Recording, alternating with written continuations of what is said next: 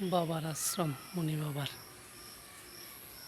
অনেক সুন্দর বন্ধুরা, অনেক দিন পর আসা হলো এই মাতৃ জন্মভূমিতে।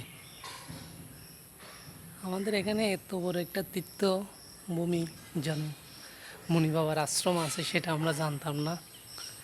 আমরা হিন্দু ধর্ম বললে অনেকে অজান্ত। এই পুলটা দেখেন, কত সুন্দর পুল। এই পুলটা আমি কোনো সময় দেখি নেই।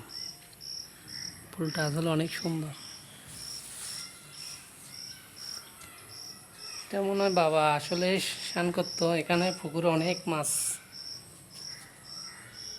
দেখেন বন্ধুরা, অনেক মাছ চলে আসছে গাড়ির মধ্যে। যখন এখানে পূজারে দাদা যখন এখানে আসছিল, তখন সব মাছ গাড়ির মধ্যে চলে আসছে।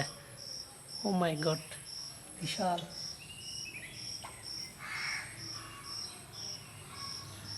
সামান্য পুকুরে দেখেন কতগুলো মাছ।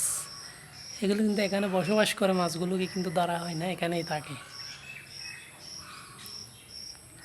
বাবা ভোলানাথের বিগ্রহ আছে পরে।